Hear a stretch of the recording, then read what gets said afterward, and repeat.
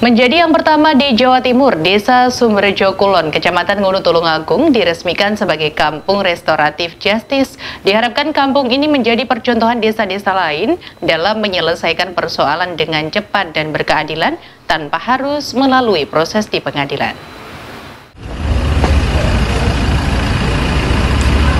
Kepala Kejaksaan Negeri Tulungagung Mujiarto meresmikan Desa Sumberjo Kulon, Kecamatan Ngunut sebagai Kampung Restoratif Justice pada Jumat 25 Februari siang.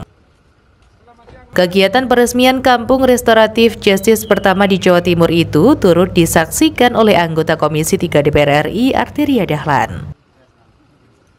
Menurut Mujiarto, Kampung Restoratif Justice dibentuk sebagai tempat pelaksanaan musyawarah untuk menyelesaikan masalah atau persoalan hukum yang terjadi di masyarakat dengan dimediasi oleh jaksa dan disaksikan perwakilan tokoh masyarakat setempat.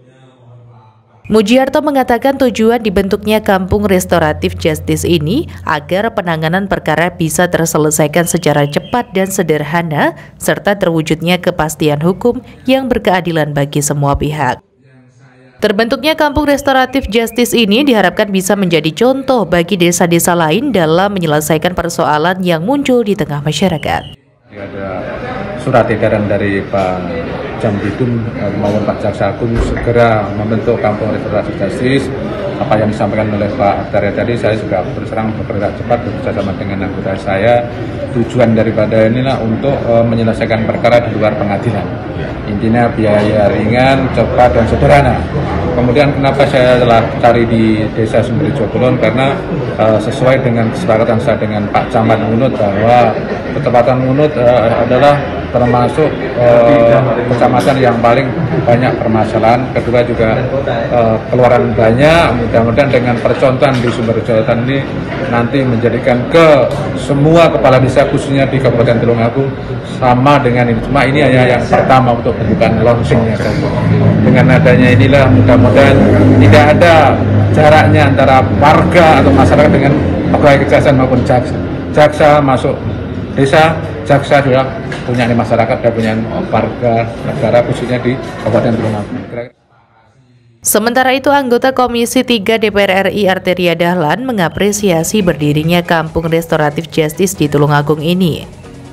Arteria Dahlan berharap Kejaksaan Negeri di daerah lain bisa mengikuti langkah yang dilakukan Kejari Tulungagung.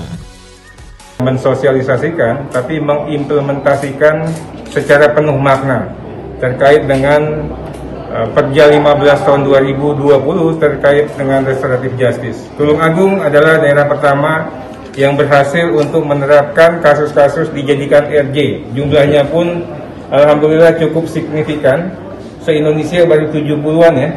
Tulungagung sudah 2. Padahal kita punya yang namanya mungkin hampir 400 kajari dan kacarjari.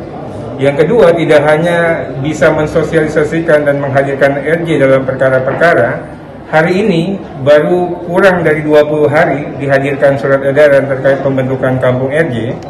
Pak Kajari beserta jajaran sudah mampu untuk menghadirkan Kampung Restoratif Justice di bumi Tulungagung.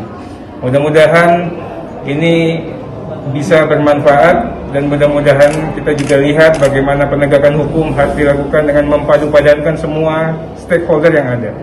Jaksa sekarang sudah turun ke bawah, jaksa memberikan sebagian kewenangannya kepada pemerintah desa dan tokoh masyarakat, sehingga tidak ada alasan lagi penegakan hukum yang tidak adil dan tidak berkepastian.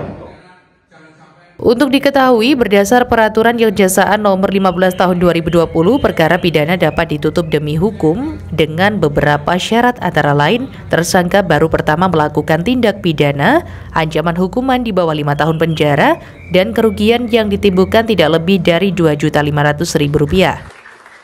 Sementara itu, di tahun 2022 ini Kejaksaan Negeri Tulungagung telah menyelesaikan 2 perkara kecelakaan lalu lintas dengan penyelesaian restoratif justice. Dari Tulungagung, Agus Budianto melaporkan.